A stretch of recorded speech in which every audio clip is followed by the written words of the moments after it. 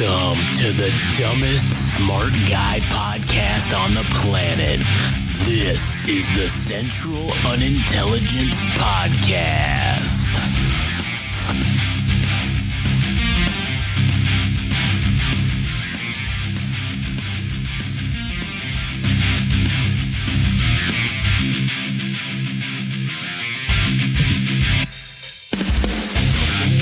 Yeah, here we are. Central Unintelligence Podcast, episode number 23.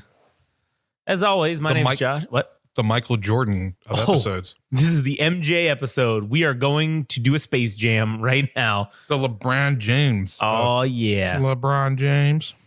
So, as always, I'm Josh. I'm here today with Adam. Howdy. And I'm also here with Frank.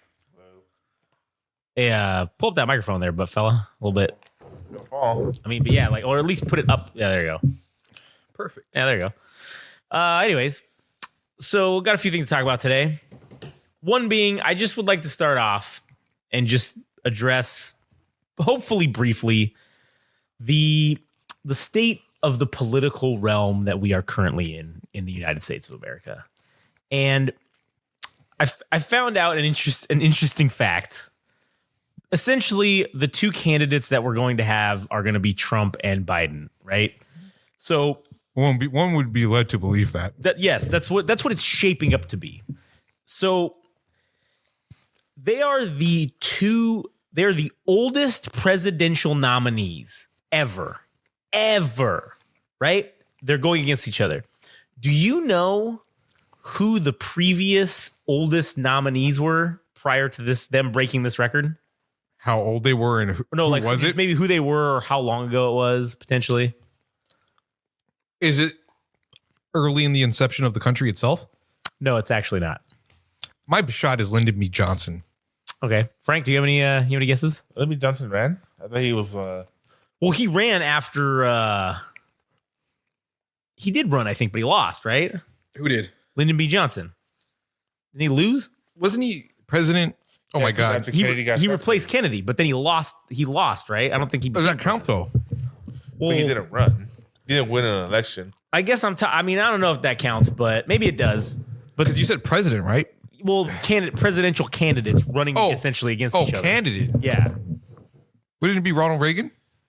No, it's not Ronald Reagan. Frank, do you have any guesses? None. Well, I'll tell you the answer. The answer is themselves. They previously, 4 years ago, were the oldest candidates, and they've broken the record now again by doing it again 4 years later. How? I'm like, okay, let's just leave let's just leave their policy. Let's just leave all that shit off the table, right? Everything that they stand for, don't even count. Let's not even talk about that. Let's just talk about the simple fact that we literally have essentially octogenarians as our two choices for president. And say what you want about who they are or what they represent, but both of them are essentially senile. One of them essentially given the defense of senility or senile, whatever, I don't know how that word goes, but being too senile to stand trial is one thing that they have pointed out. And as you look at both of them talk, I know Trump likes to talk all this shit about Biden, saying how, oh, look at him, he can't talk. Trump did this thing the other day where he basically did the same thing, where he referred to something that was totally fucking wrong. They're going to change the name of the state of Pennsylvania to a different, and I'm like, bro, that is some old man grandpa shit that you were on right now.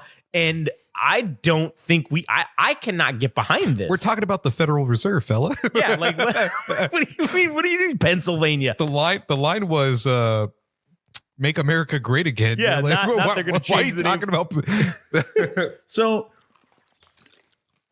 I think that it's time for us here to finally put our feet down and say, sure, you want to have a minimum age of, 45 to be the president of the United States? Okay, I get it. You want someone with some experience, some life experience, as they say. But I think there needs to be a fucking cap. I think 75. I think that might even be too high. I think 65 is the fucking max. I think retirement age, whatever the Social Security age that you can start collecting retirement, that should be the limit for any political office whatsoever. Not just the office of the president. Yeah. But I'm talking any fucking elected office, at least at the federal level. Sure, if you want to be a city council member or a mayor of your local town and be 110, I don't really give a shit. You don't have any fucking power or authority, really. So do whatever you want there. But I think at least at the federal level, we need to set a max age limit. And what's unfortunate is because all the people that make those rules are majority old people, it's never going to fucking happen. It'll never pass. It's like Congress voting for itself to get a pay cut. They'll never do that. Why would you vote for yourself to get a pay cut? We're always going to vote for ourselves to get a raise, as they do every fucking year or 4 years or whenever the fuck they do the raises. You can deal with that one mayor from Michigan, whatever. Uh-huh. The one who calls his house the super mayor. Uh-huh. Is it a dog? There is one person, a dead guy and a dog won a mayoral candidacy somewhere, right? Right. Anyways. She swore that she was going to lower the cost of everybody's wages and shit like that. Mm-hmm. And she did that. She signed into law saying that their wages would go down, effective immediately when she resigns. Oh, man. So when she's done, then everybody's wages go down. And who's going to run against her knowing that they're going to go in there with a pay cut? Damn. That's some dirty politics right there. You know what those are, right? Yeah. Okay. Are they even cold, bro? Nope. Drinking it raw. Raw alcohol. Good one. Anyways. So 65. I think 65 is tops. I think that's you got to be, if you get elected, you need to be 61 or under. I think that you shouldn't be like being 65 and then getting 4 fucking years. Yeah. Maybe we should even just set the cap to 60 of running for office. There's other countries that have their prime minister. I think New Zealand had a prime minister that was 40 something years old. Yeah. Even I think one of the royals of like Norway is 40 something years old or some shit. Everybody else in the world has figureheads. Yeah. They're on the younger side, as opposed to us who have fucking old, we really don't, geriatric fucks. Yeah, running all the shit, and they're not making decisions what's best for us, the younger generation. And fuck, I would really like to look this up to find out who the youngest elected official is in Congress currently right now. Like, youngest elected? Yeah, who is the youngest? It's probably AOC or one of those fucking people. Nah, I think it was this dude. Because it was like a whole thing.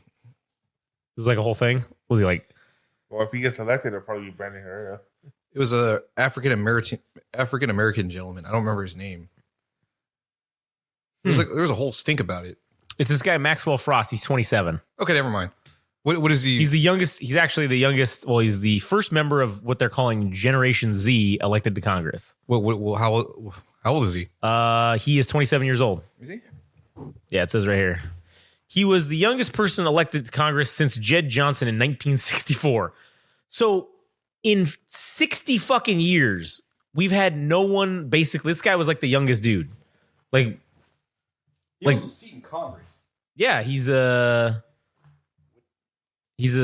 Florida. He's the youngest member of the 100. He's age 27. He succeeded one-term representative, somebody so-and-so. Okay, who cares about that? But yeah, he was the youngest person elected to Congress since somebody in 1964. Good fucking Lord. So this one guy from Georgia is the youngest sitting senator at 36 years old. So the youngest sitting senator is 36. 36 years old is the youngest senator, and he's the youngest person to have been elected since 1980. It's a hefty period between. That's a long ass time. And I mean, dude, as I'm looking at this, okay, 30s is like the youngest forever as we're going down these lists here. That's fair though. That's fair. Like I think even like a 20-year-old, you could say, sure. I don't really know about that. Like I don't really know about somebody holding a position at Congress that's 20 years old, because even then you're kind of like questioning Well, how much do you really know about the world at 20 years old? You're still kind of developing too. That's true. But I think there should at least be some in there. Okay, here we go. At the beginning of the 117th Congress, the average median age members of the House of Representatives was 58 fucking years old. 58 years old. And then of senators in the Senate, 64 fucking 0.3 years old is the average age. Yeah. Which that means there's not a lot of young motherfuckers in those two chambers. Also, the problems that exist in the world, like AI, social media, crypto itself. Like those are not questions for people that don't know anything about it to begin with. Right. That's like, well, I mean, that's the boomers going, we don't like this crypto. Let's just make it illegal. We need our old money protected.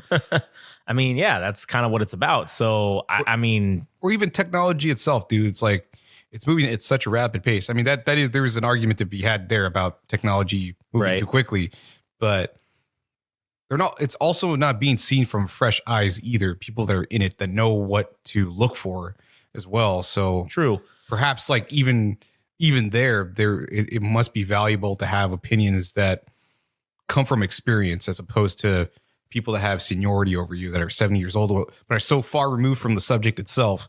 Right. That their opinion almost doesn't matter because they're not in it. They're not in it. They don't care. Yeah. Well, I mean, they just want to protect what they have. And that's fuck. I mean, I've said this before about our system having been so fucked anyways that it just needs to just reset and just get blown out and just fucking reset start from scratch. Not that the system bones are wrong, but it's the meat around it. That heavy referendum. Yeah, exactly. And it sucks because it'll never change. It will literally never change unless something catastrophic were to happen. Which is funny because we were a country that was founded on revolution from the UK, right? But every other country like France, civil war against itself. Oh, multiple. Doesn't take shit. Romania, once it became its own nation and decided we're not going to take dictatorship. Yeah. Even Belarus. Oh, yeah. Like, I know they have that. What's that guy? Lukashenko, yeah. I mean, they don't take that shit too. Everywhere else in the world does not abide by, or the countries that have any sensibility, don't abide by dictatorships or anything else. Like they don't take that shit because they've been through it. Like, now if like compared to us, we're so complacent, dude. It's so weird. Yeah, we are. It is weird how that just it's crazy as a society. As long as we keep getting our fucking Mickey D's and our fucking trash TV reality shows, smut. Yeah, we don't generally care. It's generally when something happens, then we start to give a shit.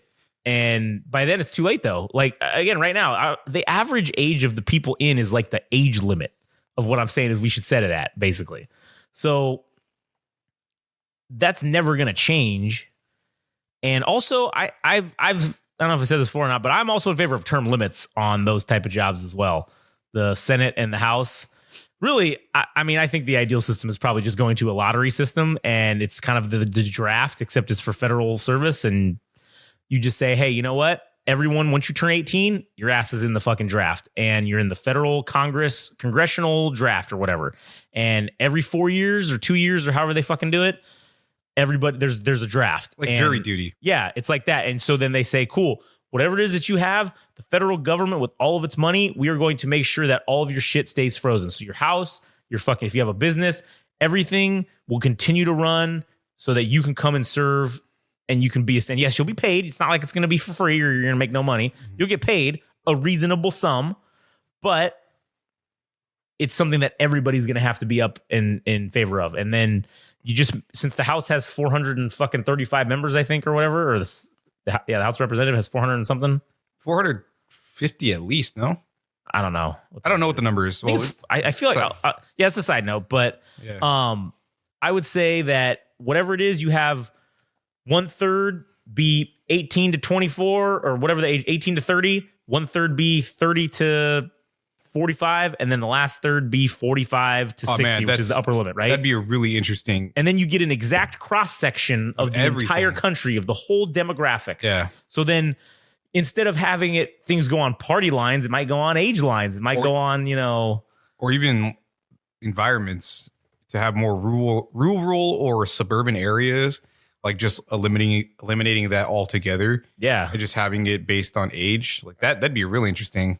Oh, yeah. So it is 435. So the number of voting representatives in the House is fixed by law at no greater than 435. Okay. Proportionally representing the population of the 50 states. Yes. So, and then the Senate itself is 100. It's 100 because it's 2 per state. So, which again, man, if you look back at the way they made the system, it's fucking flawless. The way they initially made it, it's, hey, even states that geographically have more size than others, yes, we're gonna have one chamber that is based on population, and they're gonna have another chamber that's like, nope, doesn't matter how big you are, everybody gets an equal number of fucking votes to vote on shit. And guess what?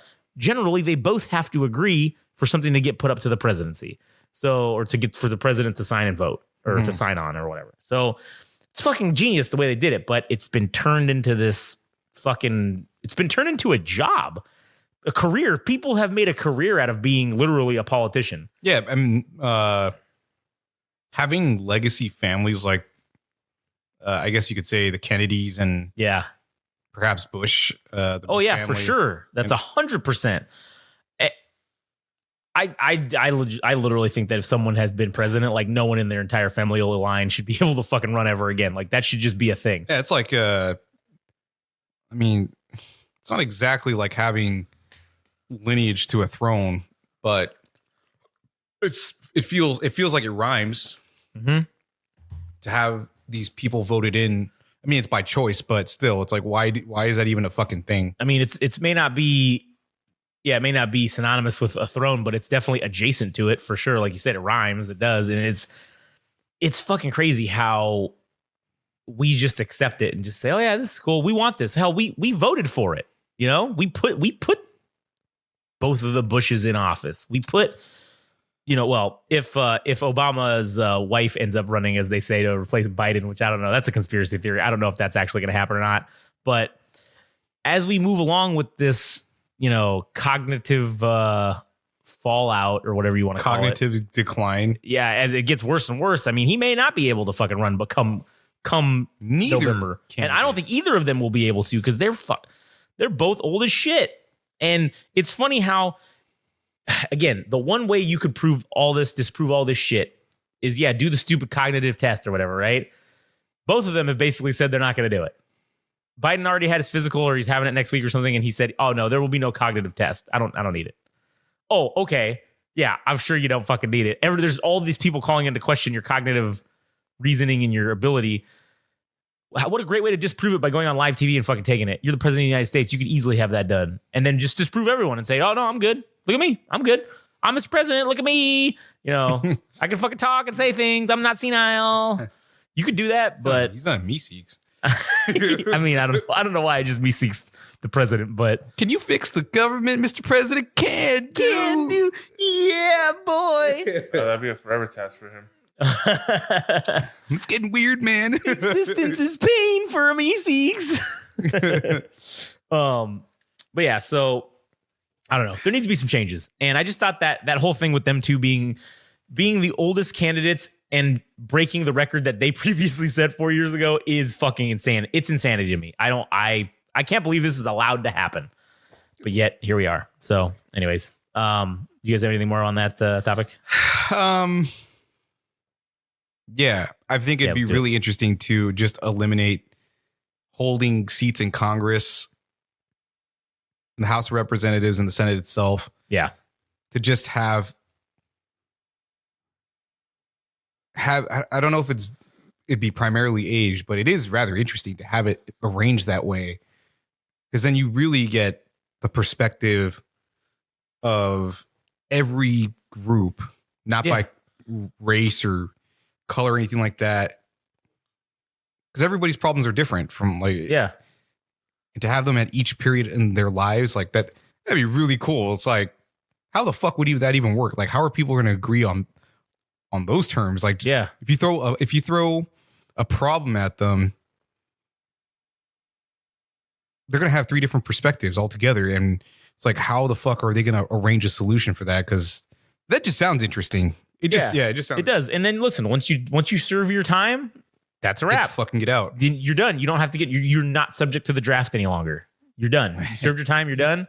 And it would eliminate any lobbying because every 4 years there's going to be a new asshole. Nobody to There's nobody to please or you can't throw money at. Yeah, exactly. So that would eliminate that problem. I mean, it would eliminate a lot of fucking issues if we would do that. But will we? Probably not. Probably not. Just because they're the ones that vote for it and would have to make that change themselves. So I don't know. It's fucking ridiculous. But anyway, secondarily, I also kind of wanted to just talk. Well, that turned into 20 fucking minutes, but the briefly talking about that thing. But I just wanted to talk about the economy a little bit. And why? Well, there was a specific instance where this guy who works for the Wall Street Journal.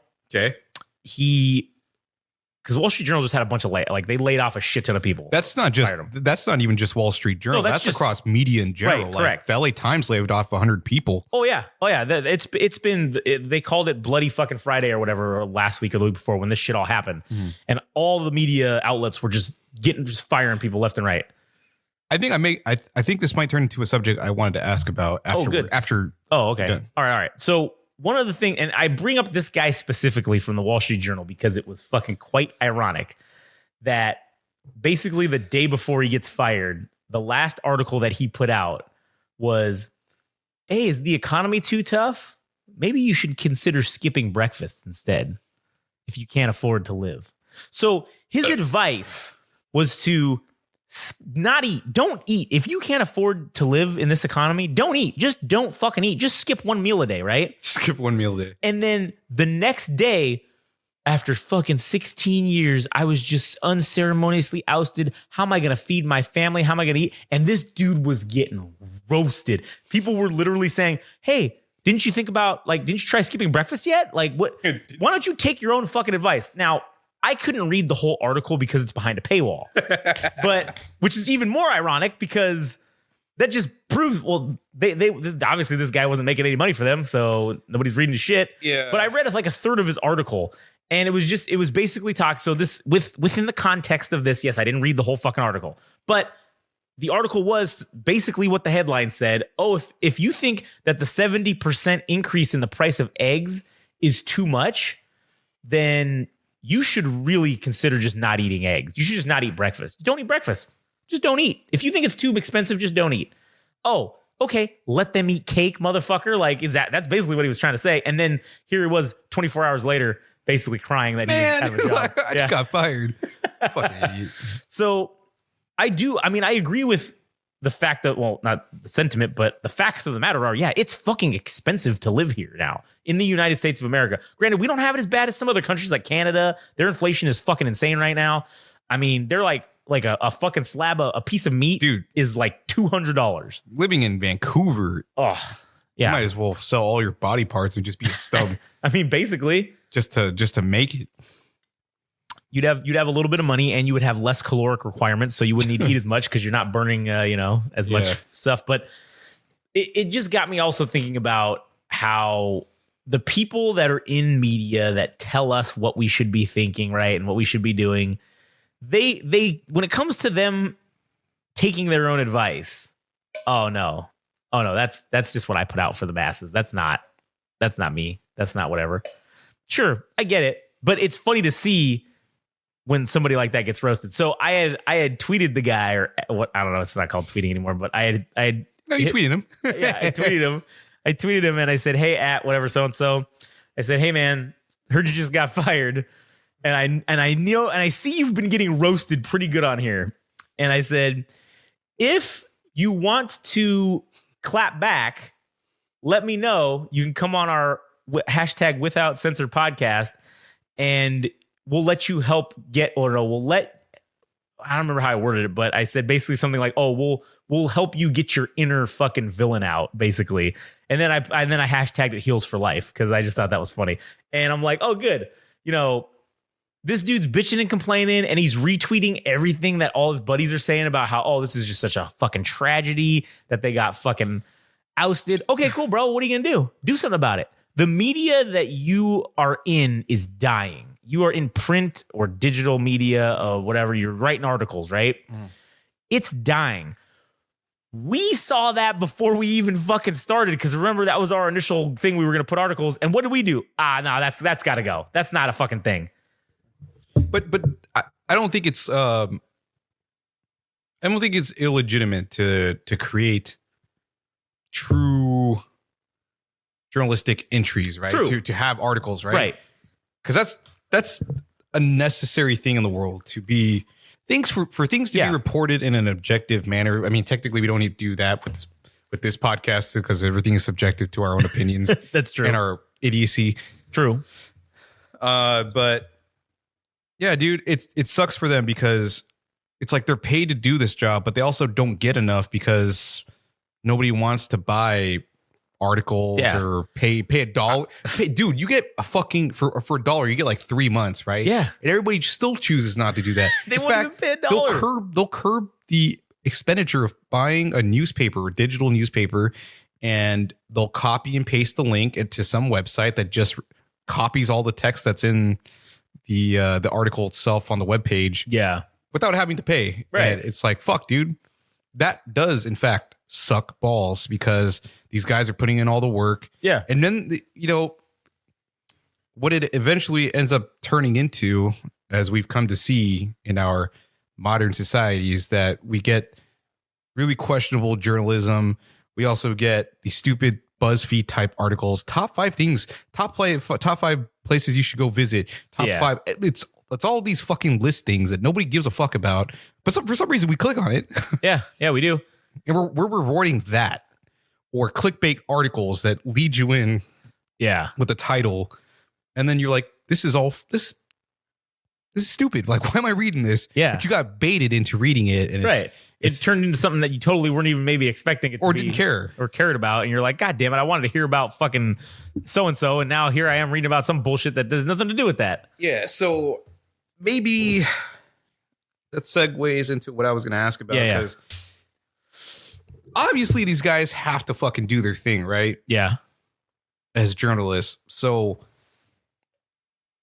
it seems like people themselves are moving away from companies or corporations that report the news and started moving on towards firsthand journalism. If you could even call it that, firsthand experiences people are having on TikTok or even Patreon to sell the news in that way.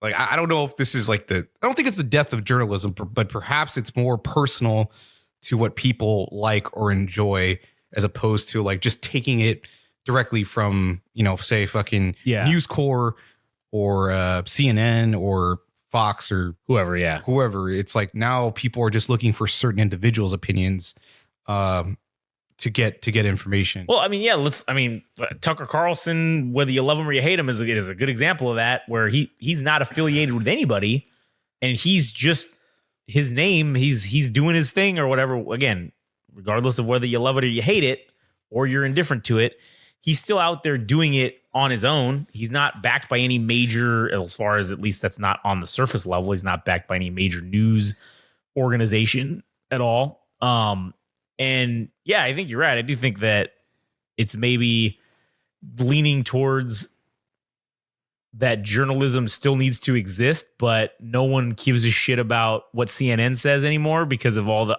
fucking cat. It's everybody all together. It's not just not just CNN. Well, that local thing that you were saying, when the Ukraine war started, there were tons of Twitter accounts that were basically just people that lived there that were reporting the news more accurately than, say, CNN was, or Fox, or any of the other news agencies, just simply because, well, you're there, until CNN 2 weeks later gets a guy there, or if they ever send somebody there, you may not actually get to see what's happening.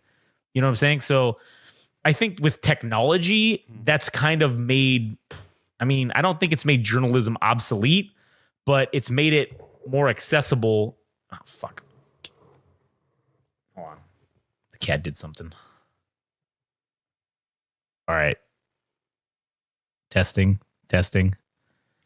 Still live? Yeah, we're still going, but hold on. The cat fucked something. Oh, wait. Oh, let me pause it. Okay, all right, we're back after the cat fucking unceremoniously ran across the keyboard like an Son asshole. of a bitch did it. And now the third time, but this time she actually hit a button and it lit something up. I don't think it actually did anything. I think it just highlighted it, but piece of crap.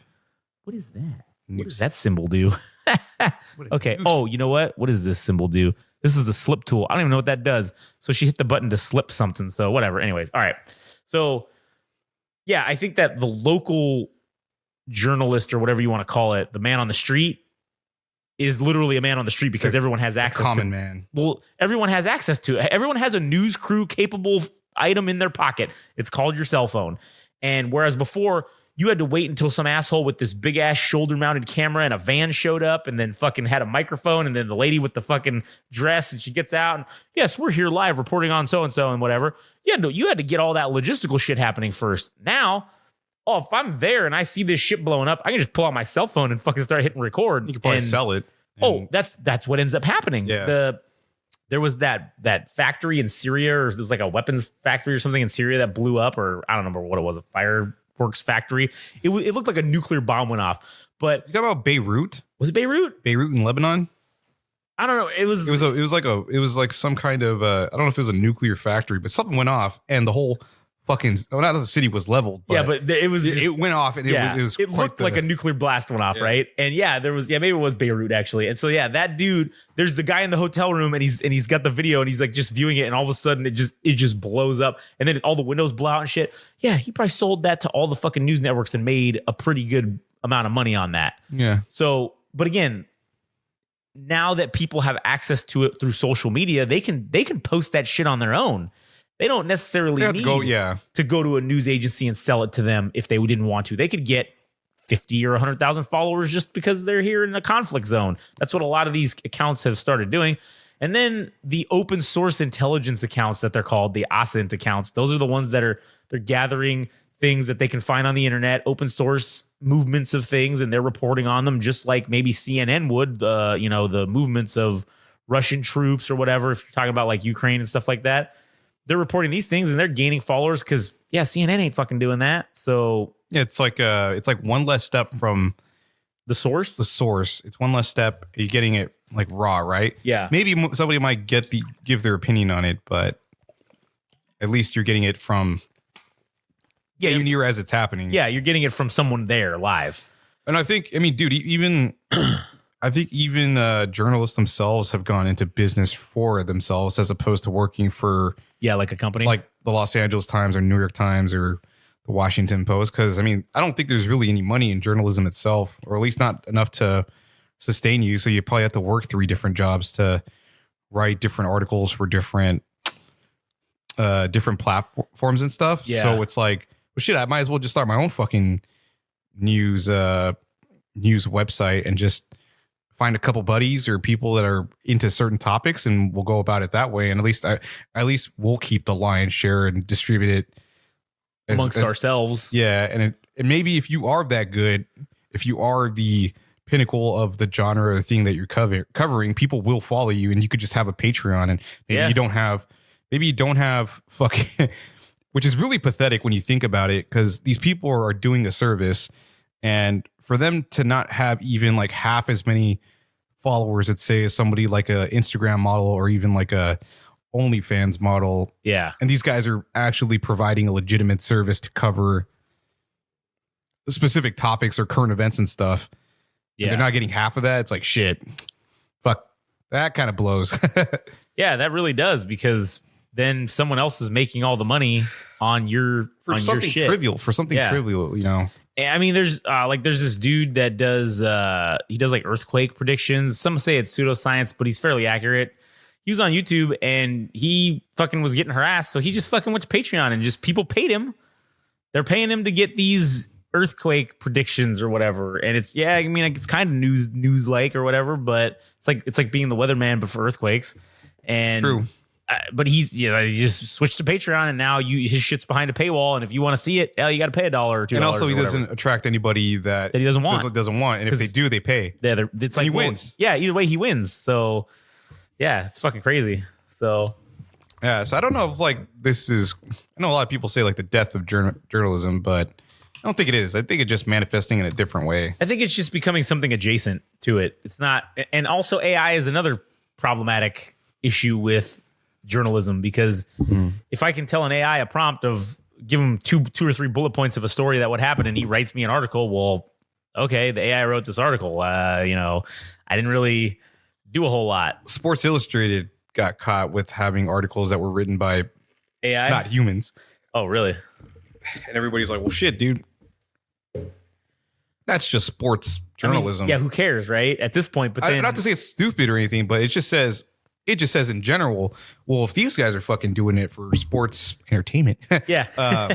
if these guys doing it for the entertainment of sports itself, or for people to stay current on it, and the writers that are putting these articles out are not even real, then shit, what does that say about journalism in its entirety? Is that are all these fucking, because imagine this, dude. Imagine the number of articles or quota you have to meet in a day to make a news or media outlet like profitable, right? Yeah.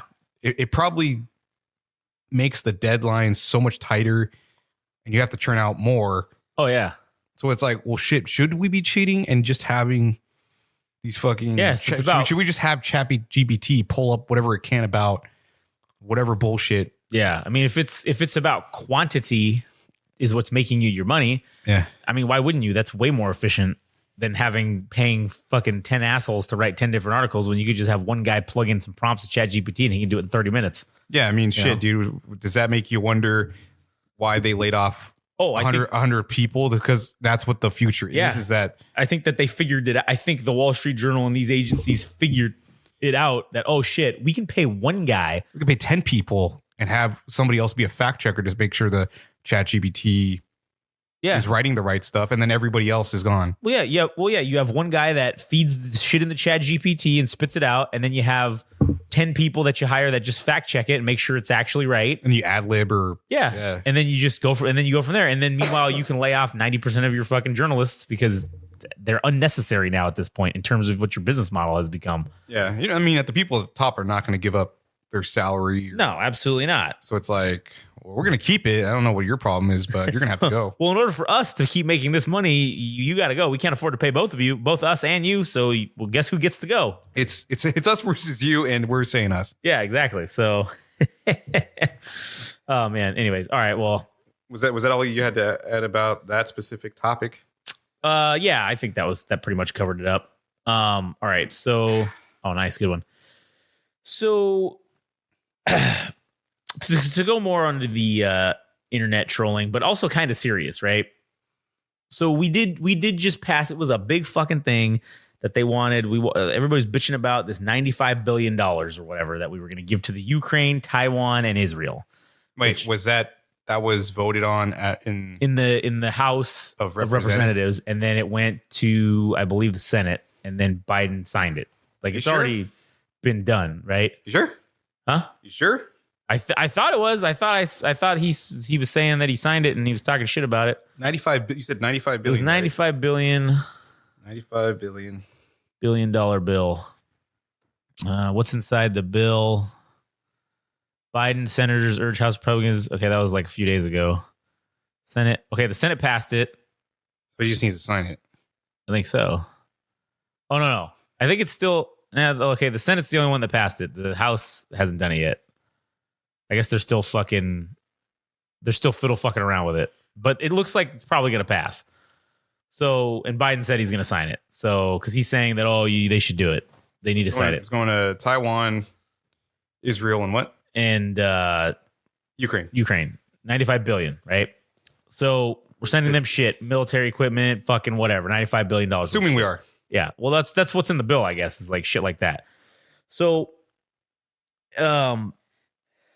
basically, we're giving them all this fucking money, right? And this is not even a big amount. I feel like, I mean, maybe it is, but we've probably given them each much more than this throughout the last, at least Israel over the last 6 months, fucking Ukraine over the last 18 months or however long, almost going on 2 years now. Sure. Taiwan, who knows how the fuck much money we've been giving them, but we're getting fishy with China right now. So we're like, we better start fucking bolstering these guys to hopefully defend themselves, so we don't have to do it. F-35s too. No, I don't think they are giving them F-35s. I think that would be a direct. I think China would directly attack them if that was on the table. I don't think that they would wait. I think they'd be like, nope, can't allow this. You're on. No, we're just gonna park them here. That's all. Not doing it much. Oh yeah. They're just gonna be here just to chill. Don't worry about it. Yeah, just gonna have an air show. So yeah, we're gonna do an air show with just a little bit of military exercise with 90 fucking F-35s. Which. So I was doing the math because I was just wondering what could $95 billion get us, and so $95 billion could buy us 273.4 brand new F-22 Raptors. Like if we decided that we were just gonna make the greatest fighter of all time, we could have 270 something of them. That's $95 billion right there. If we did that, we could literally just send them to Poland and just end the Ukraine war immediately. That would just be it. Just let Poland have them and just be like, hey, guys, have fun. End of story. Assuming they knew how to fly those. Well, obviously, we'd have to train them and all that bullshit. I mean, this isn't going to be like an overnight fucking thing. But once they got in them and got them and we're good to go with them, hell, we don't even need to let them fly them. We could just send our guys. We could put together 200 and something pilots to fucking go ahead and fly F-22s. We could make that happen and then just end the war in fucking like 40 minutes. It would just be over. So additionally, that would also purchase us 4.5 aircraft carriers for $95 billion.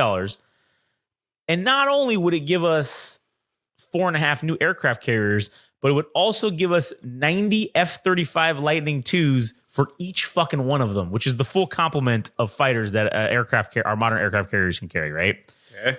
So that would give us 4.75, well, 4 total for sure, fully outfitted aircraft carriers, which we could literally send one to the Mediterranean, one to the Black Sea, and one to the South China Sea, and we could end all war, past, present, and fucking future. All right? It would just be done. Nobody would fuck with us because that would just put us way over, and fuck, the F-35s are almost untouchable. But we'd be fucking great. We'd be golden. So instead, we're leaking $95 billion out our asshole to just give them money. And yes, some equipment and whatever, but it's nothing that's going to change the fucking course of any of these wars. It's nothing that's going to end any of it.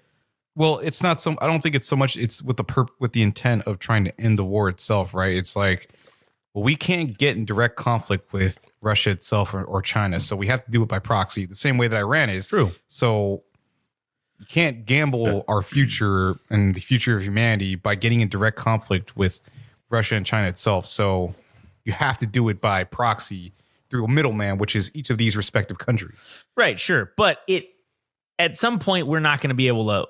I think we are getting to that point where we're not going to be able to financially sustain this for much longer.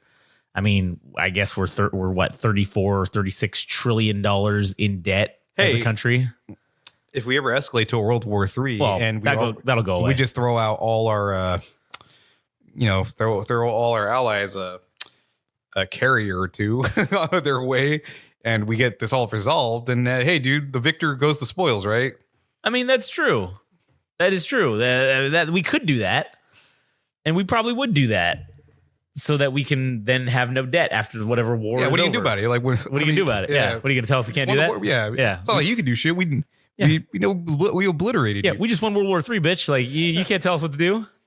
So I think we, again, for that money though, I would have at least rather seen it be spent on our shit than and then we could just be like, cool, because this is all going to come to a head. The end game for this is fucking World War III. That's where all this leads. So if we're going to have to get involved anyways, might as well have spent all these billions of dollars on bolstering our own shit and having more of the shit that our enemies fear, right? I kind of feel like that's what we should be doing. Or alternatively, as I said jokingly on Twitter, but kind of serious, if you were to take $96 billion and you were to buy 96 billion Costco hot dogs, okay? And honestly, if you were going to buy that many, Costco would probably cut you a discount too. So you wouldn't be paying the full dollar fucking for it. Because it's $1. Well, It's $1.50 for the drink and the hot dog combo, right? I'd imagine it's probably just about $1 for the hot dog and drinks to 50 cents. So if you're buying them for $1, I'm sure you can get a discount. Maybe you can get a bulk discount, maybe 75 cents a dog. We're talking here. So for $95 billion, let's just say, or $96 billion, let's just say you're spending $1.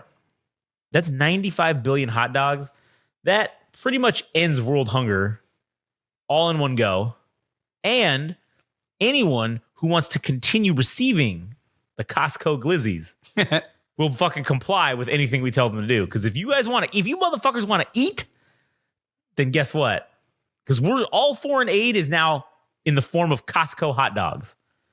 There's no more money, no more cash. It's all going to be sent out in Costco hot dogs. Because since we just declared the Houthis a fucking terrorist organization and that just went into effect, now we are no longer legally allowed to send aid to Yemen, which we had been sending them a lot of food and a lot of humanitarian aid. Now we can't do that anymore.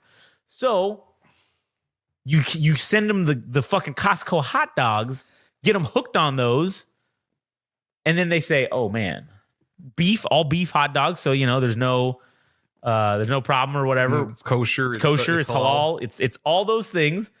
And everybody can eat it. You hand it out.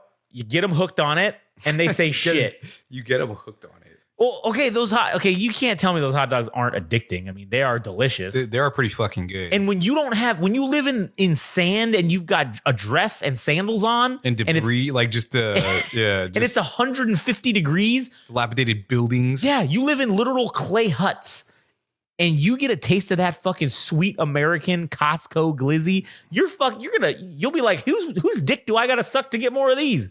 Right? That's exactly what you're going to do.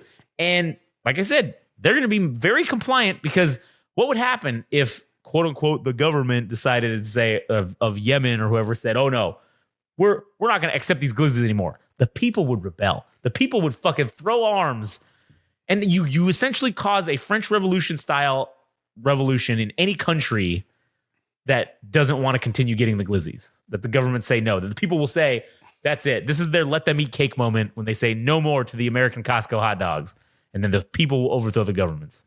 You just give them 48. So why not just have 48 billion? Because 96 billion just seems like gravy. I was just using that because that's the example of the money that we spent. So I was saying, like, for what we spent on this fucking bill, or what we're going to spend on this bill, is $96 billion. Yeah. We could buy 96 billion fucking hot dogs from Costco. Yeah, well, you can have 48 billion glizzies, and then you have the other 48 billion go to the armaments. And then you can have both cakes. So then you get to have your cake and eat it too. Yeah. Man, that's actually a better idea. Yeah. So I don't know. I just think that spending this money is just gonna fucking it's just gonna make our. And I also was kind of joking, but also serious about, for the amount of money we pay in taxes, I think each organization, or maybe even each citizen, should get, at the very least, their name written on a missile. A thank you letter. I mean, when you adopt a fucking what are those animals in Africa or whatever, and they send you a picture of the monkey, and then they tell you, oh, you fed this monkey for your $1. You fed this monkey for fucking 18 months or whatever, and here's little Billy, and he fucking just loves it, and he loves doing sign language, or there's a zebra with him, and zebra's name's Jimmy, and Jimmy the zebra, you fed him for your other $1. And we should get at least that. Hey, you got your fucking taxes purchased a Stinger missile system that we sent to the Ukraine, and it shot down 2 Russian helicopters. Here's what's a Ukrainian name? Fucking here's Volodymyr, and he's holding his thing, and it's a picture of him giving him a thumbs up, just fucking being all happy. or it's like, hey, you bought an APC system that was sent to Israel, and here's this guy, and he's like standing in there, and he's like, oh yeah, Yeah, it'd make me a little bit more prouder. Right, like the average taxpayer should get that. And then I think, maybe companies who pay more taxes than, let's say, the regular average people, they should maybe get like a system named after them, like a weapon system. Like it would be like the Game Rage magazine Saturday Night Special fucking missile. And and then we get to see every time like the drone footage of it being launched and who it kills. We get a kill counter on it. That'd be kind of sweet. It's like PBS when they give you like for For your contribution of $72.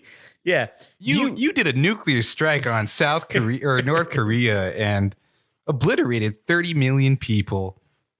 Congrats. Yeah. Thank you for your support. And here's your tote bag. Yeah. Oh, God, if we get like a challenge coin of that would be A sweet. commemorative coin for all Yeah. the people you killed. Yeah, like that your Help. tax dollars supported fucking the death of. That would be awesome. I think that's something we should fucking look into. There Maybe. should be a whole channel dedicated to that. Oh shit! It should be the public. It should become the public access channel. That's it. It's no more any of this bullshit. It's just straight up. That's all they're doing. Is just talking about everybody who's what your taxes got you and who you killed with it. Yeah.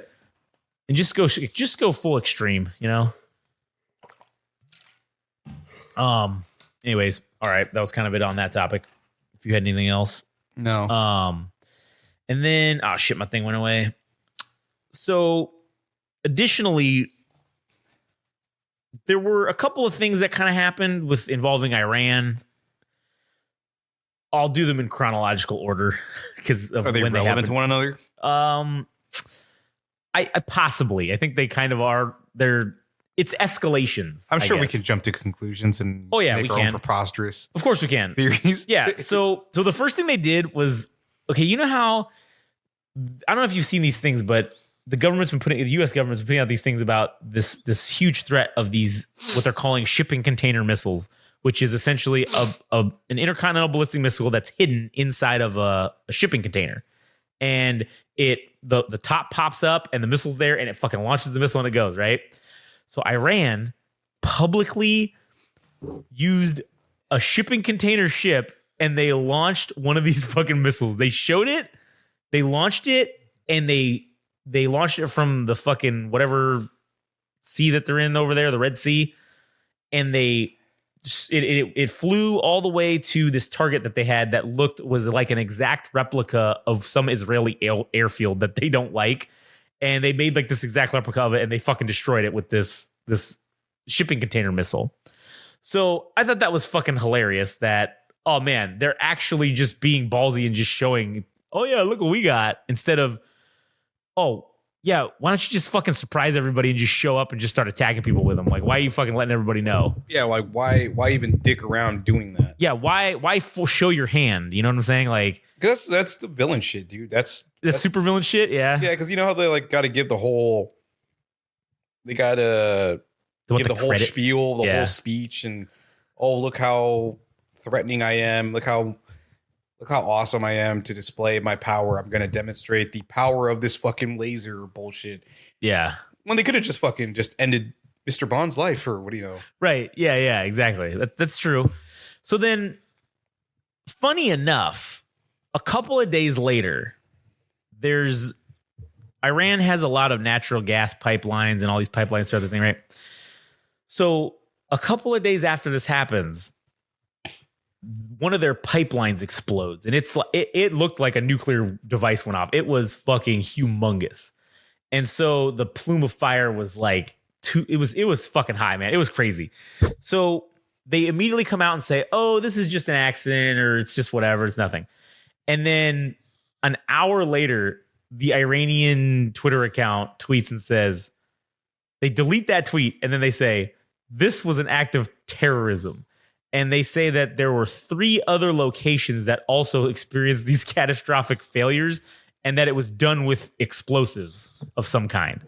So I obviously think, oh, we or Israel or whoever saw that shit, and they were like, oh, you got shipping container missiles? That's cool. We'll just come in and blow up your oil pipelines with C4 or some shit.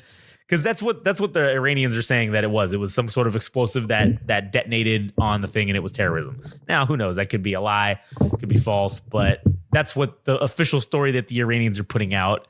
And I would be inclined to believe that just because of the timing of, oh, they do this shipping container missile bullshit, and then a few days later, all of a sudden some of their pipelines blow up. Oh yeah, real sus, if you ask me. It's definitely not a coincidence, in my opinion. And then the best one of them all came today.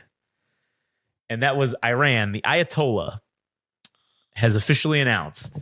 It's not Chris Jericho. It's not the Ayatollah of rock and roll. It's the Ayatollah of Iran. Iran proper. Yeah, proper. he announced that the Iranian government is officially declaring that they own Antarctica. I don't know why. All the people online and all the pundits or whoever you want, the analysts are basically saying that, oh, this is a direct slap into the face to Joe Biden. And I'm like, yeah, we have this fucking treaty that is with everybody that says no one owns Antarctica. But the Iranians, who probably have never been there, are just going to say, oh, no, we own that shit. They might as well just be like, oh, we also own the moon, too. Yeah, that's ours as well. So you better stay out of there. He was going to dispute it. I mean, he was. Well, I mean, at least we could be like, well, shit, bitch, our flag is on the fucking moon, so we own it, not you, you fuck. Like, how would you have any claim to it whatsoever? But again, if you can't go there, I don't think Iran has the ability to go to Antarctica. Even I don't think their ships would get them there. It's the perfect bluff, dude. It's being preposterous, and it's like, yeah, it's like taking all your clothes off when you're fighting somebody. Like, and just shitting in the middle of the floor. And everybody's like, what the fuck? What the fuck is wrong with this guy? And you end up not fighting them, and you ends up actually winning. So therefore, Iran is very much in the same boat where they're making these empty threats about owning Antarctica. It's like, well, nobody's going to dispute them. Like, the U.S. can't get in a direct fight with them because then it becomes a problem for the world in general. Yeah. So it's like, that's ours. Oh yeah, we own that. Moon 2. the moon 2, and Jupiter. Yeah. You know what? Just outer space. Yeah, we own that too. Claim it for Muhammad. I mean, that's pretty fucking hilarious, man. I wish I had that kind of confidence. I know, right? We could all learn something from the Ayatollah. Yeah. And just be unhinged. Yeah, unhinged and blatantly disrespectful, I think is the way to go. Good fucking Lord, dude. That's hilarious. Yeah, it's fucking great. So I just thought that was funny. I can't wait to see. What did they say though? What did the consensus of the world? It was just essentially Iran announces, or the Ayatollah announces that, I didn't see like the translated speech or whatever he gave, but it summed it up and just said Iran announces that they now own the Antarctica, that they are laying claim to Antarctica, and that no one basically can stop them, that they own it now, and everyone who is any kind of claim to it needs to leave, and that it's for them to have, and that's it, and everybody can go fuck themselves, essentially is what they said, which is completely ridiculous. Yeah. But also funny. And it just, man, it's classic. Classic fucking terrorism, man. What a good time for all the things that are going on in the world that Iran just provided the laughs. It's the levity. It is. They're just trolling everybody at this point now. They know we're about to literally end this planet in nuclear hellfire in the next fucking 12 to 18 months, and they're just like, let's just be assholes. Yeah. Let's just joke it up. Let's just yuck it up here. So, that was it in Iran news, and then just real quick, I did have something I wanted to say about China. Oh, here we go. Which I think there might be the beginnings of some sort of revolution starting in China. Within their own government? Within the populace. The population, yeah. So there's this group. It's called something stupid, like the freedom guys, or it's something stupid. I don't remember what the name is, but it's something to do with freedom.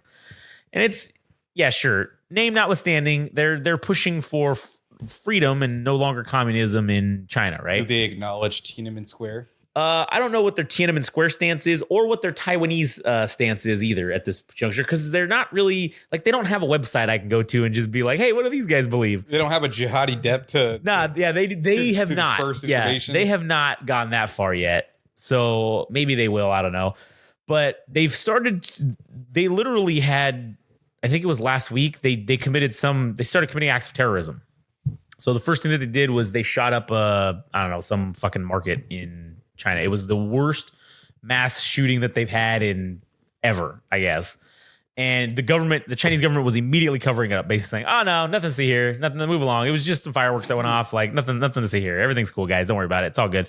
Oh, it was the fireworks. Some guy had some fireworks and he threw some fireworks, and then some people got burned. And so that's why there's 20 people that are dead. It's okay. Don't worry about it. It's no big deal.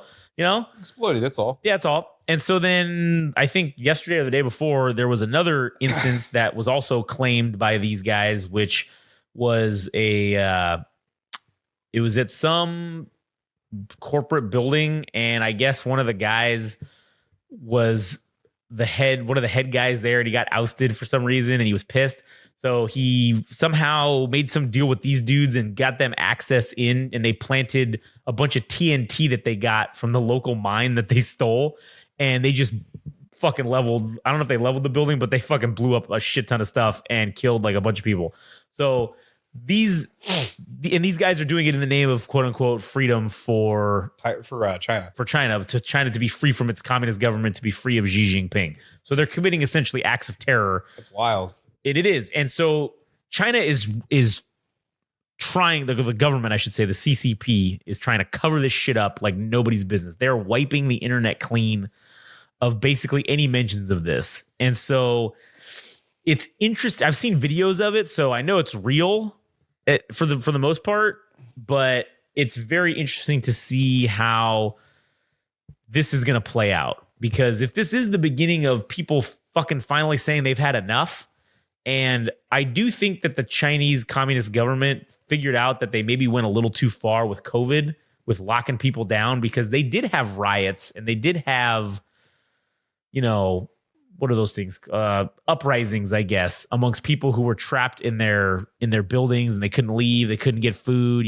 They did have certain problems with that. And now it seems as though those things have been taken to another level, and now they're starting to get actually, violent, like against the government with guns. Well, and listen, China has one of the tightest gun controls on the planet, but yet somehow these dudes got these guns and they fucking went and shot up this place. Somehow they got fucking TNT from the mine. They stole it. Never underestimate somebody that has fucking conviction. Absolutely. And motivation to do something like that. Like, I don't think it's like the V for Vendetta thing, dude. Yeah. Can't destroy an idea. If somebody's motivated to start some kind of uprising, if you can lead people and you can inspire a whole revolution or whatever, a whole group of people to do it.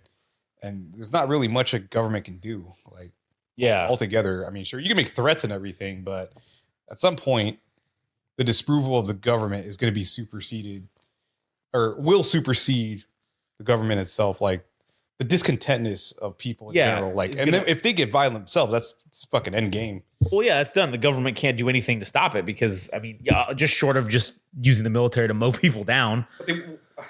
I wonder. Okay, so like, if the government actually.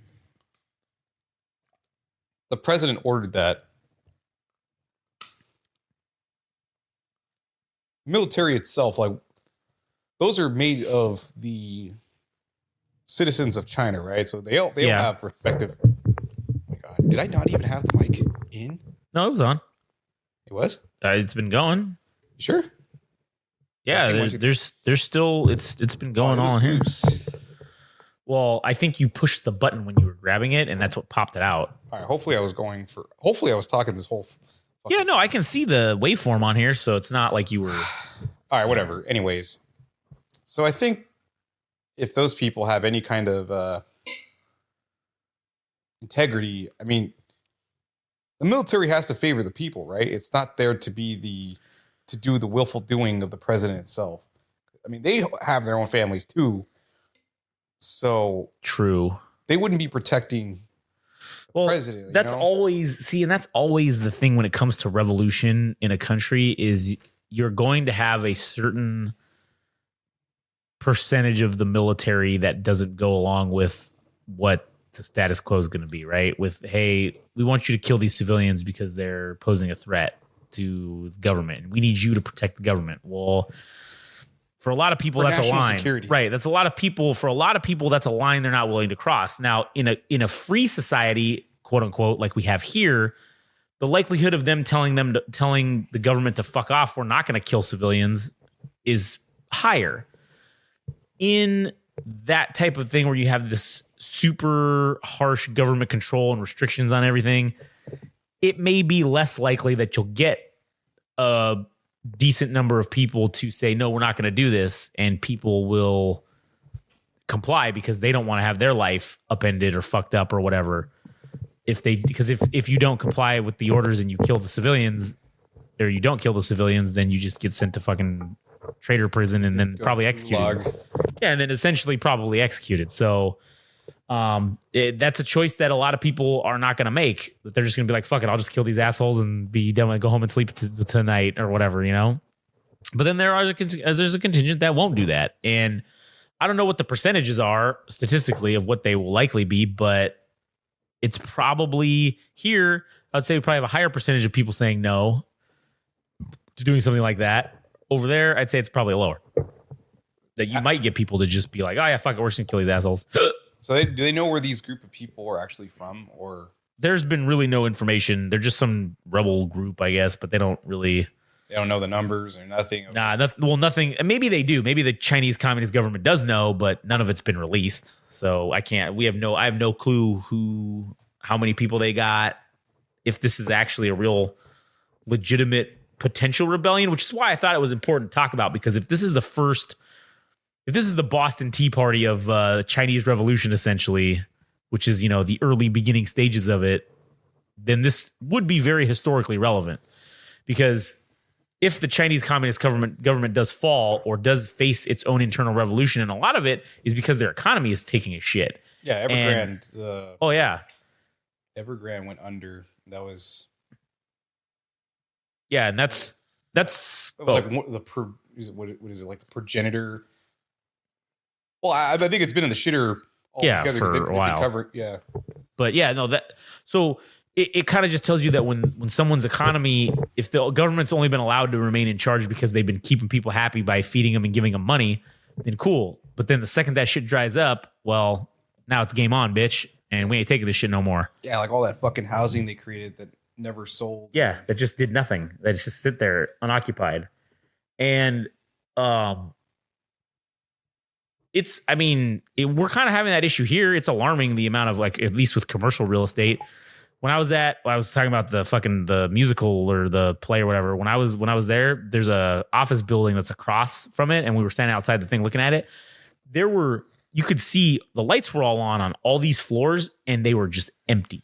Like, there was no desks, there was no nothing. It was just offices that were just completely fucking empty from floor 2 to floor 9. It was just empty. And then there was some shit on 10, 11, and 12. There was something, but and this is a giant commercial building here in the United States. So that's not, what's the word I'm looking for?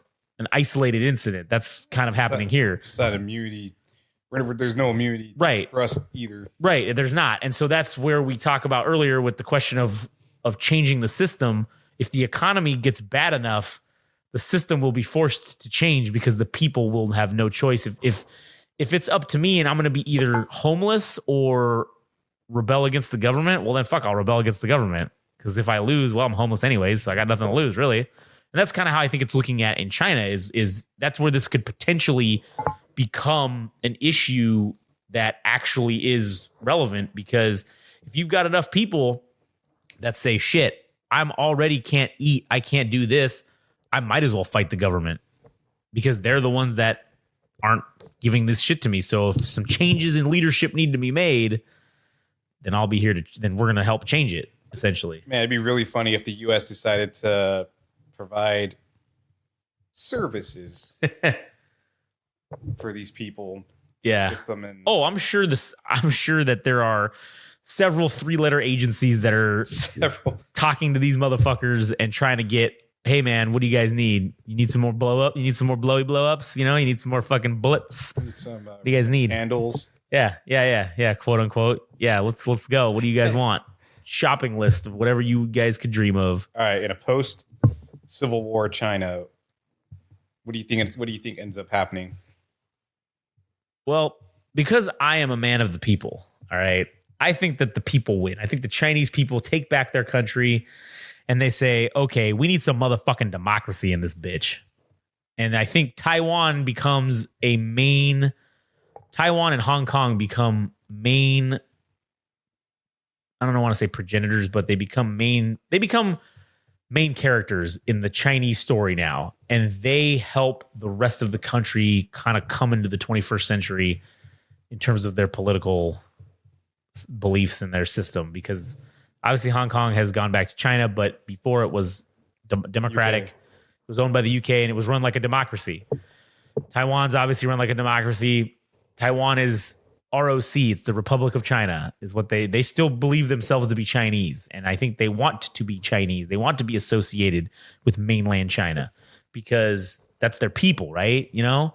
So I think that the people overcome, they win, and the Taiwanese and the Hong Kongites or whatever they're called, I don't know. The people from Hong Kong and people from Taiwan, I think they reunite and they help reunite China, and China becomes one people again.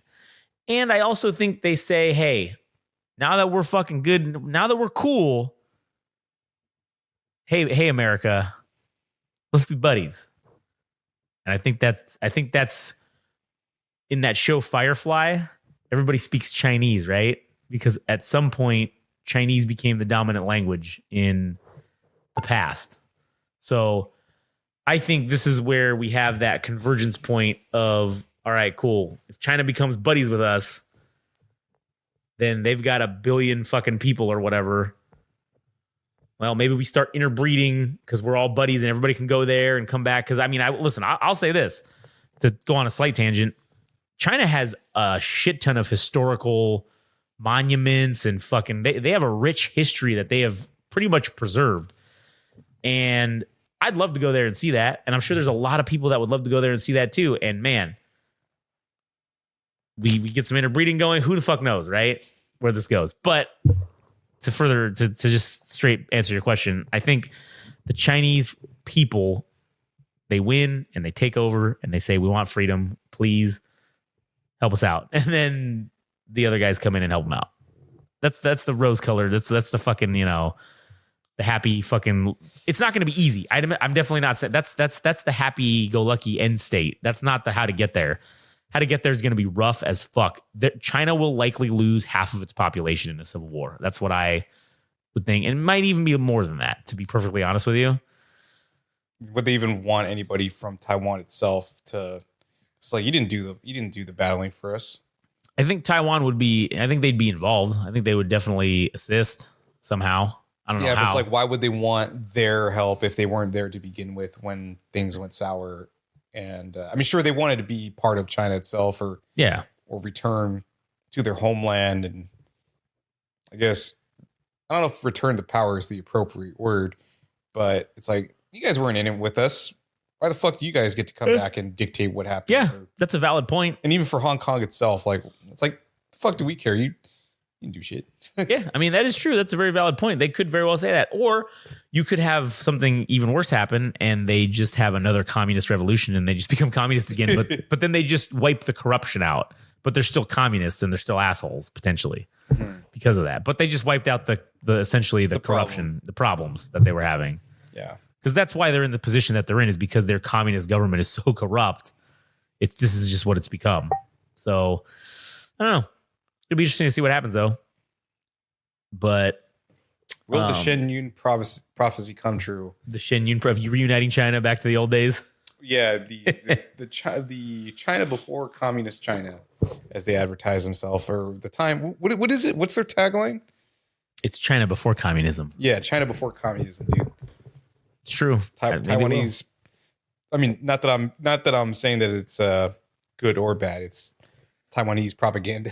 Yeah, it really is. It really or is. Chinese propaganda for an old pre-communism China. Yeah, yeah. So who actually does that? They're not actually like the Shen Yun. Yeah, is that like Taiwanese people or? Fuck, that's a great question. I don't actually know if that's them or like who is it.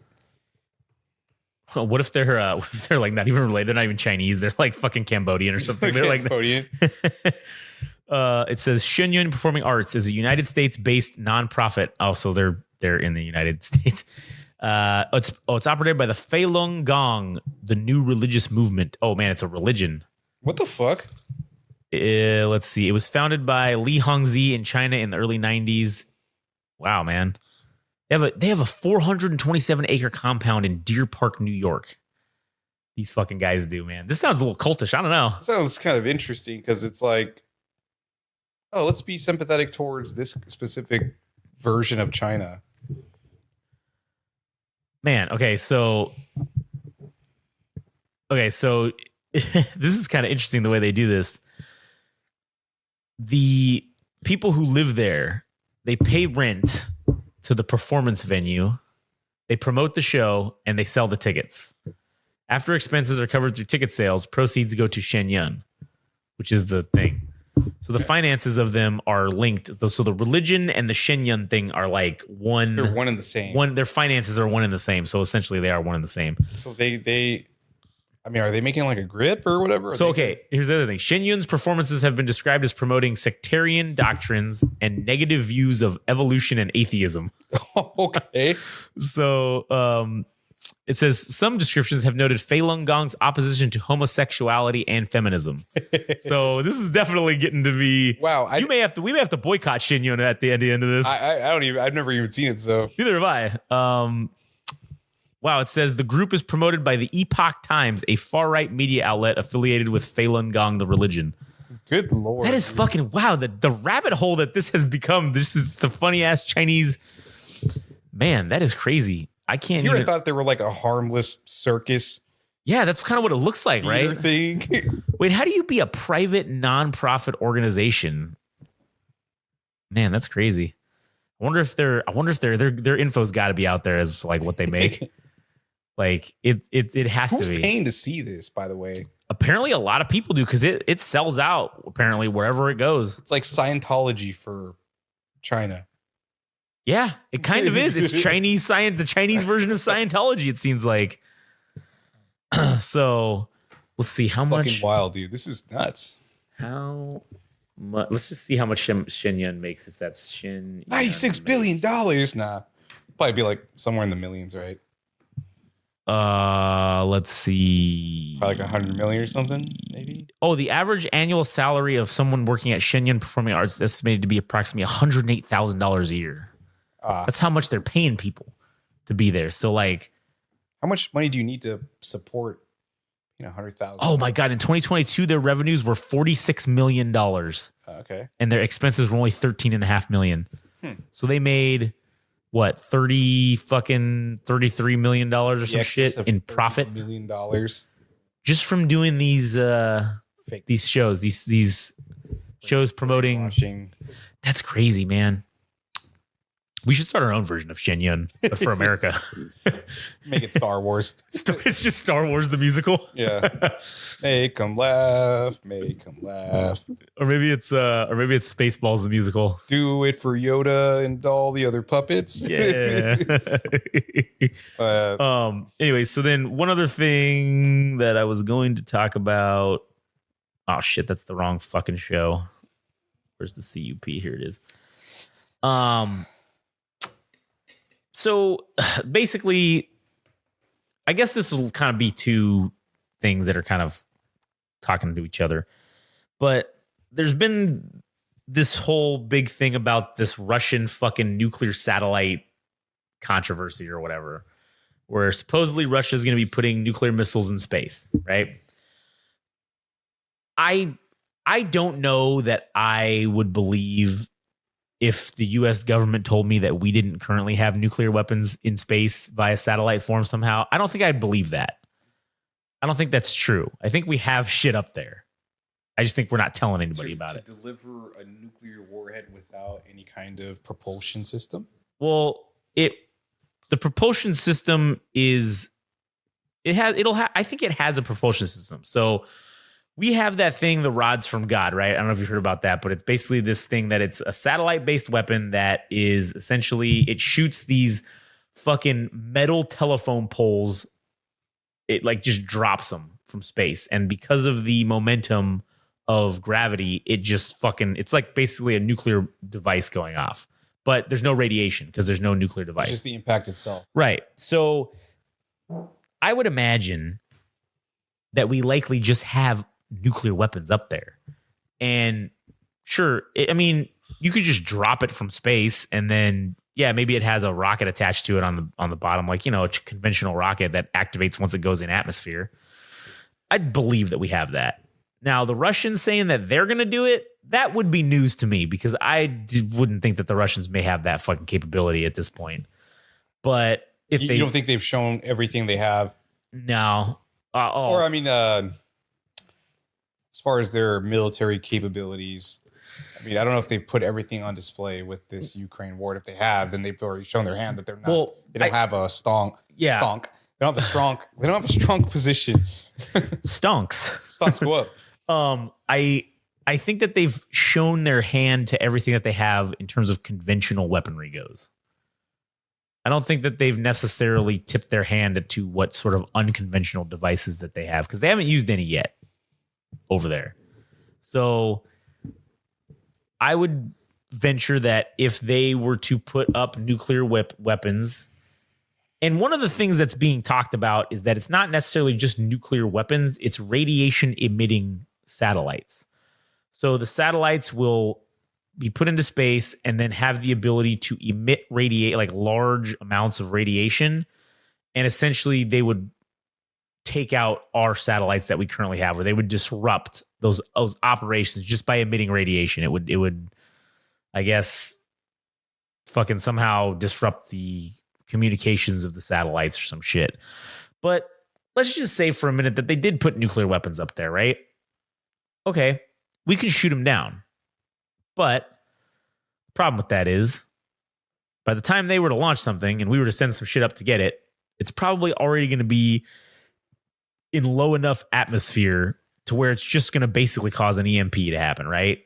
Which is going to be, I think, what the whole point of why the Russians are doing this or saying they're going to do it is because that would be the perfect delivery system for an EMP attack on the United States.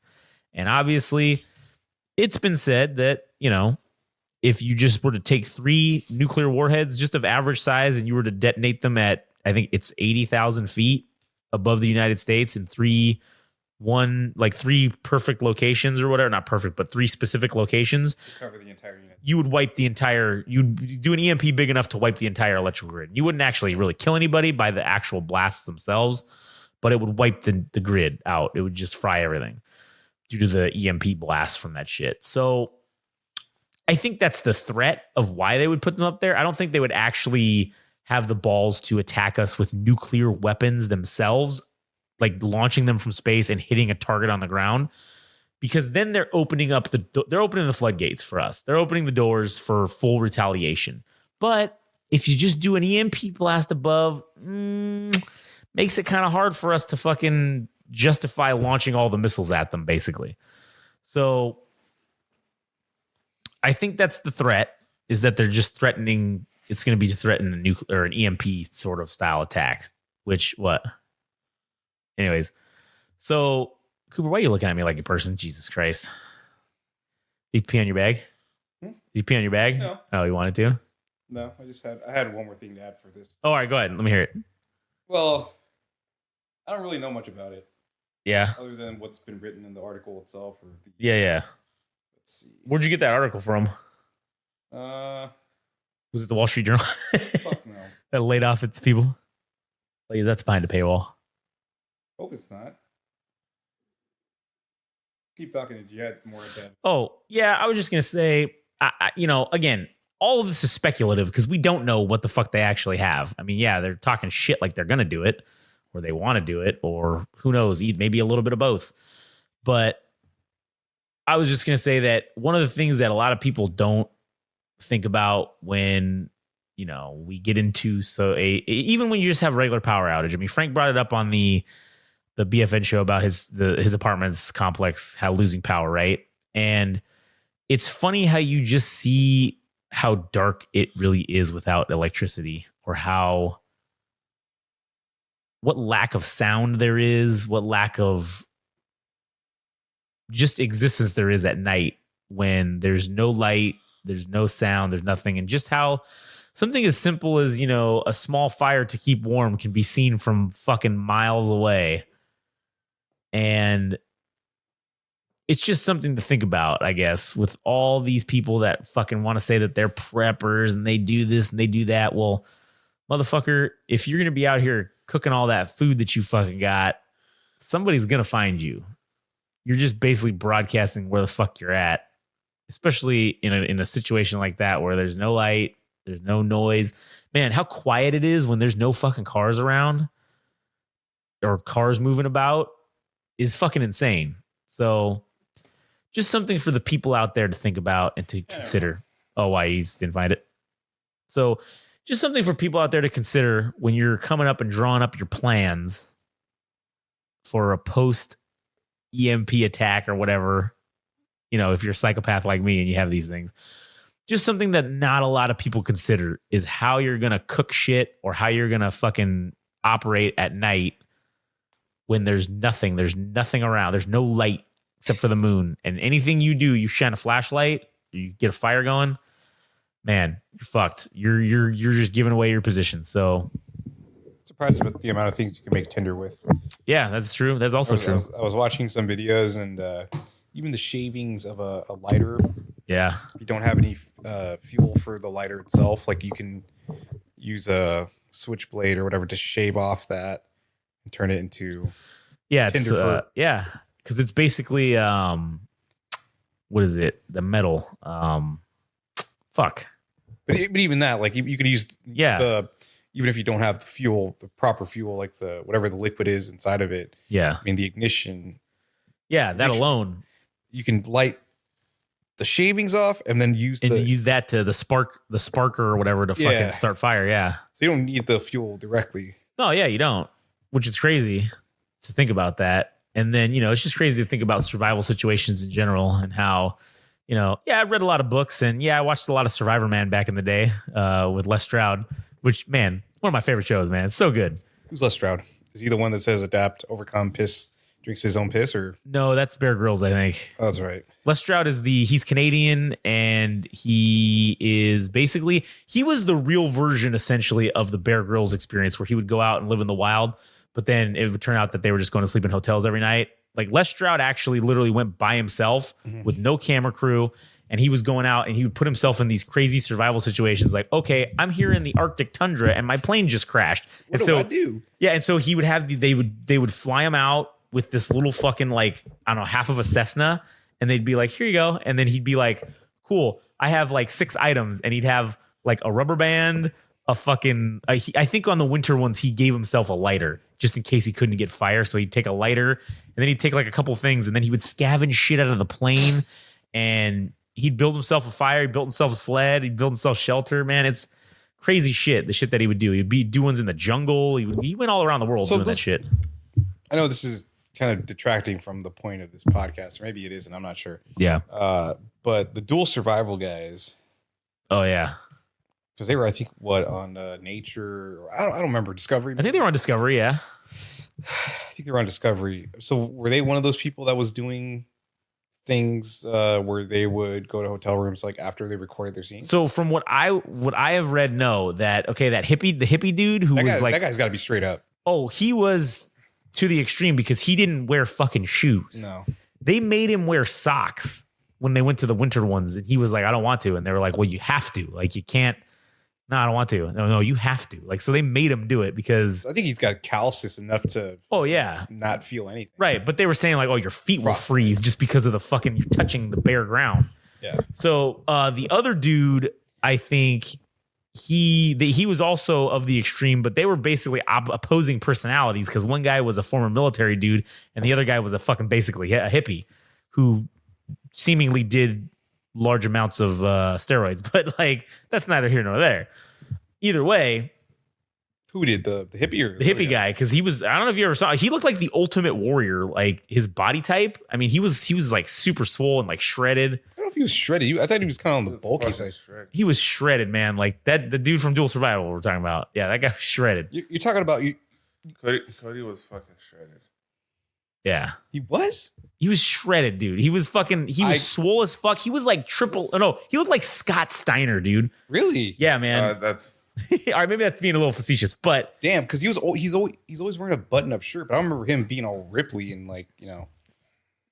Oh yeah, man. Like he was like a bodybuilder. Anyways, I don't want to get hung up on this topic anymore. So all right. I mean, it was relevant to the fact of survival in the grid down situation, I guess. But that, I mean, listen, I've learned a lot from those types of shows that because a lot of them had good advice. And I will say one of them. I mean, just kind of a small thing, but when they were talking about winter settings, like not overworking yourself so you don't sweat and sweat turns into ice and becomes problematic. Well, it also saps your body heat too, because then when you are sweating into your clothing that's keeping you warm, all it's doing is just sucking out your body heat and then fucking making you even colder. So it's like you have to balance and figure out, okay, what's the appropriate level of work that I can do to not sweat, essentially. Yeah. So, yeah, winter. I'm glad that we do not live in a winter fucking area, because, man, that's going to be the places that are going to be hard to survive in grid down situations. Yep. Anywhere that it fucking snows. Yeah. Sure, it may be 120 degrees here certain days.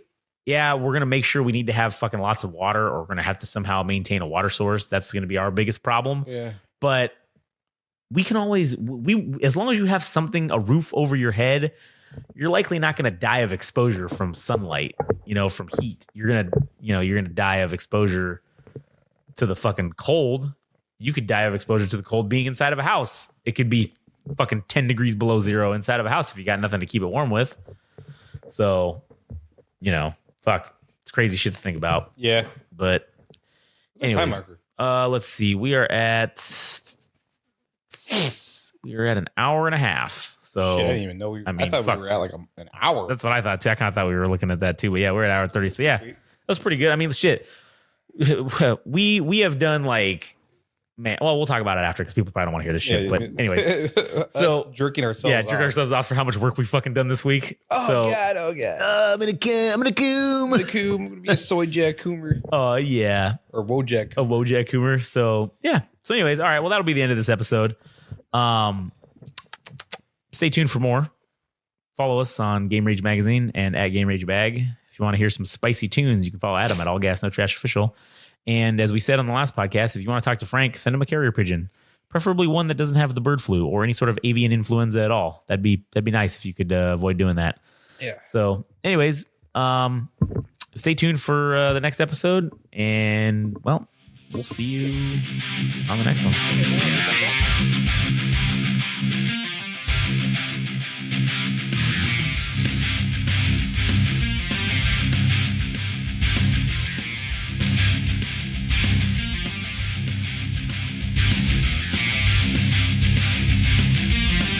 That was the latest episode of the Central Unintelligence Podcast. Don't forget, subscribe and like on Instagram and TikTok at Game Rage Magazine. We're also on Twitter/X at Game Rage Mag. Also, our website, www.GameRageMagazine.com.